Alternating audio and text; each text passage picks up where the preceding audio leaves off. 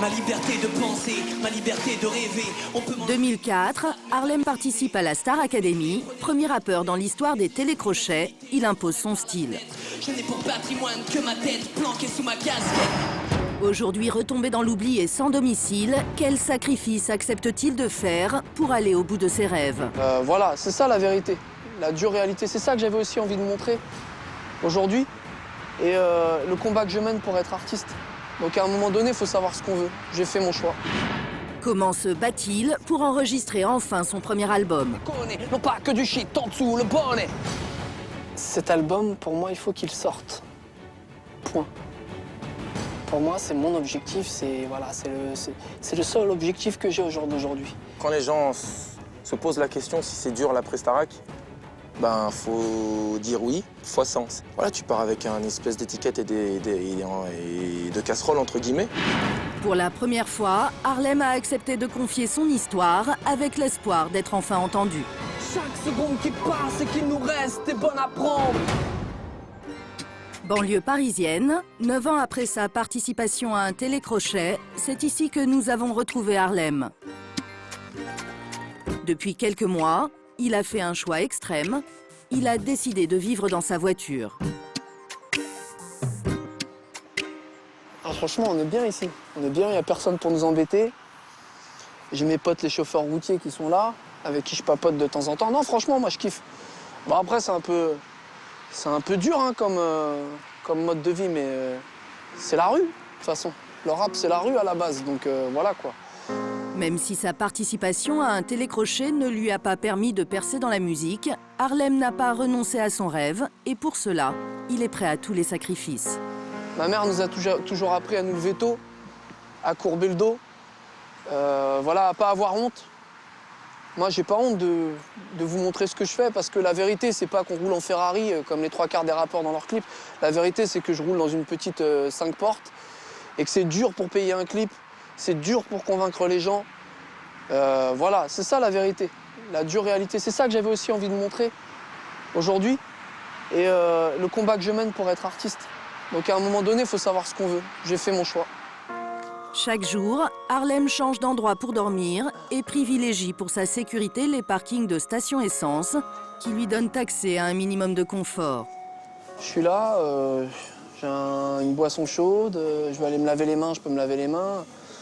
Il y a un service public, on en profite. Donc voilà, ma vie n'est pas... Il y a bien pire que moi.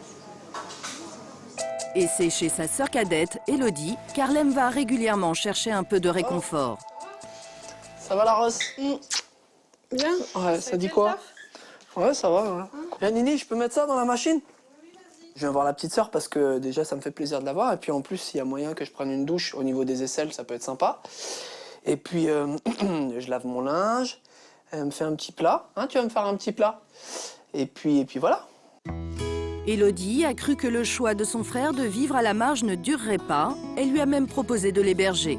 Mais rien à faire. Je lui dis, mais t'es un malade, si t'arrives, c'est quoi ton délire? C'est quelqu'un qui, quand il a une idée, il l'a. Après, quand j'ai vu vraiment le travail qui ressortait de ça, je me suis dit, bon bah, c'est pas tant une connerie que ça, quoi. Je l'ai toujours soutenu, j'ai tout ce qu'il fait, j'adore, que ce soit rap, chant, je le soutiens, ouais. Je soutiendrai jusqu'au bout, voilà. Car Harlem a toujours tout tenté pour percer. Seul rappeur à l'époque à s'aventurer dans un télécrochet, il fait alors figure d'ovni au milieu des candidats à voix comme Grégory Le Marchal. Encore mieux qu'une cure de vitamines. Au départ, j'étais pas très chaud. Et ça correspondait pas trop à mes codes. Je savais en fait qu'en allant là-bas, il allait y avoir des préjugés, tous les clichés qui vont avec le rappeur. Et je voulais montrer à la France, à ma maman aussi par exemple, qu'on peut rester soi-même. Et si sa popularité auprès du public lui permet de rester dans l'aventure pendant 9 semaines, aucune maison de disques ne va lui donner sa chance à la sortie. Ce que la Starac m'a apporté, de l'argent, de la notoriété, mais pas suffisamment de reconnaissance. Même à l'époque où je faisais cette émission, il n'y a pas eu vraiment de... J'ai toujours été conscient de la chance que j'avais de faire ce programme, mais que le plus gros restait à faire derrière. 9 ans plus tard, c'est seul qu'Harlem se bat pour percer. Agent de sécurité la nuit, il met de côté une partie de son salaire grâce au loyer qu'il économise. Avec cette somme, il autofinance enfin son premier album. Reste pas léthargique. Oh Soussou! Comment ça va, mon poteau? Pour le soutenir dans ce défi, ses amis de longue date comme Sofiane, qui a participé au même télécrochet que lui. Depuis le temps que tu veux me faire écouter ton projet, on va écouter ma gueule. Quand les gens se posent la question si c'est dur la Prestarac, ben faut dire oui, fois 100. C'est-à-dire que c'est extrêmement dur parce que tu dois prouver 2 fois plus artistiquement, tu pars avec un espèce d'étiquette et de casserole entre guillemets. Surtout dans le milieu où il évolue, c'est encore plus dur. Alors que moi, je vous le dis franchement, Harlem, au niveau flow, au niveau artistique, au niveau texte, il n'a pas envié grand-chose à plein de gens qui, depuis, on va dire, ont décollé depuis belle lurette. Auteur, compositeur, Harlem a fait de la musique sa raison d'être. Si j'ai pas la musique, je suis foutu. Je suis foutu. C'est mon exutoire, c'est mon sac de frappe, Si j'ai pas la musique, je me relève pas. Dans ses chansons, Harlem parle des épreuves de sa vie. Ce titre, il l'a écrit pour sa mère, qui l'a élevé seule.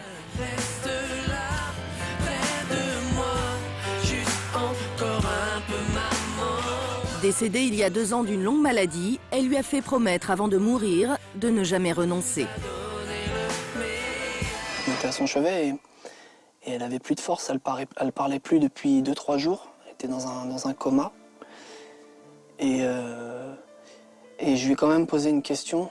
J'avais besoin d'obtenir sa réponse.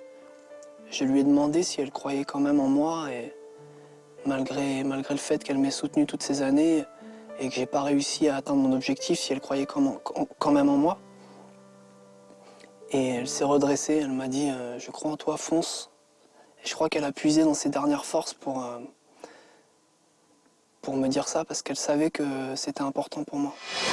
Comme tous les soirs, Harlem va finir la nuit en composant dans sa voiture. Le 26 mai prochain, jour de la fête des mères, sortira son disque hommage. L'ex-candidat de télécrochet espère que ses sacrifices finiront par payer. Je savais que tu partirais, les médecins m'avaient prévenu. Tu suffoques sur ton lit d'hôpital, mais t'as gardé le smile. J'ai vu sur le ciel et qu'il y a une petite étoile, comme je vous ai dit, qui veille sur moi. La vie continue, faut pas faire du... Hein, voilà, on se bat.